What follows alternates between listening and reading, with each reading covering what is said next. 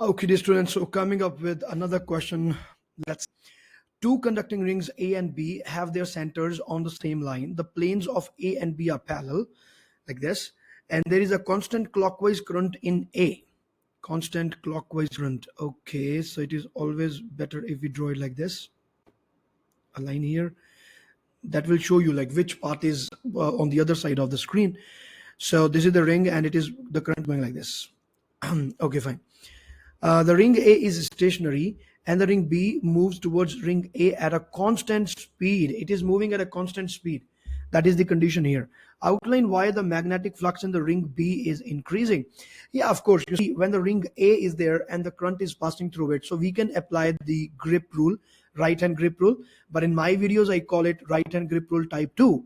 So in this, like I'm moving my hands according to the current in the ring or in the solenoid, and the thumb will be giving you the direction of the magnetic field. So the magnetic field can be seen to be moving something like this. This is magnetic field which is created by the ring, and you can find it with the help of the right hand grip rule. So as the ring is moving near to the ring A, the flux is increasing. So there will be some lines, some magnetic lines, they will be passing over like this, isn't it? So these are some lines which are just passing over the ring B. So as the ring B is moving towards the ring A, the number of lines passing through ring B increases, and that is why we can say that the flux related with the ring B is going to increase. So the magnetic flux is definitely going to increase because it is going near the ring A. Clear? You can create your own answers here because this is just a theoretical question, and you can see. State the direction of the induced current in the ring B. Now this is a very important question because time and again students are getting confused in this, like how we have to do this and all that. So let's see it now. So the magnetic field direction is there. So I've told you in many other videos also, if you have watched those videos. Point number one, there are only two pieces of information that we need here. Okay, so the first information that you need is what is the direction of the flux. The initial direction of the flux which is passing through the ring, that is the ring B. So that we know that it is now moving towards the right hand side. The flux is going towards right direction. Now point number two, is it increasing or decreasing? These are only two informations that you need to answer this question. Now, in our case, it is increasing. So the ring B, as I told you, the inertia of the ring, the laziness of the rings, isn't it? So they say that, oh, do not disturb me. You are increasing the flux. I don't want to increase it. I'm happy like that. So what happens is it starts going against the increase of the flux. So how that can be achieved? Now we will say that let's say the flux towards right hand side is increasing, so the ring B is going to create a flux of its own which will be opposing the increment. This flux will be created by the ring B. And how can this flux be created? By creating the other kind of current. So it means that the induction current will be moving in this way,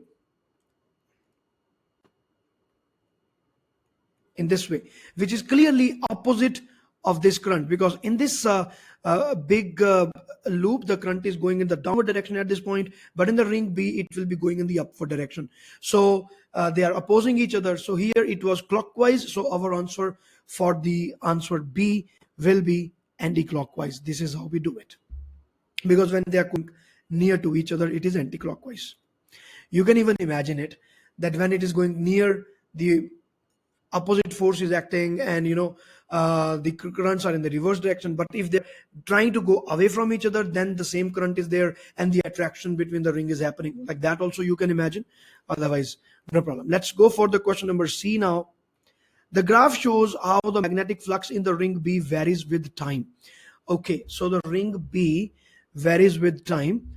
Discuss the variation with time for the induced current in the ring B. We have to discuss it. So what are we going to say now? So we can only say that the magnetic flux is increasing.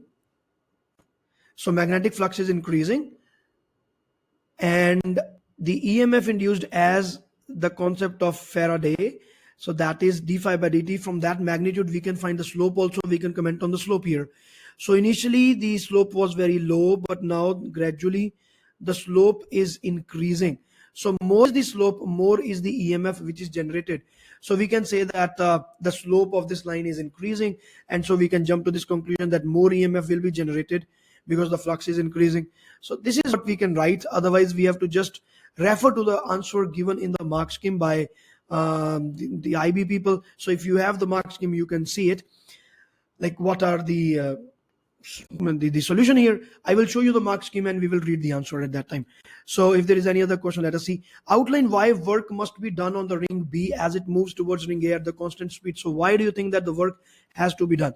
So my dear students, in these kind of cases, there are two phenomena which are happening at the same time. Now what are they?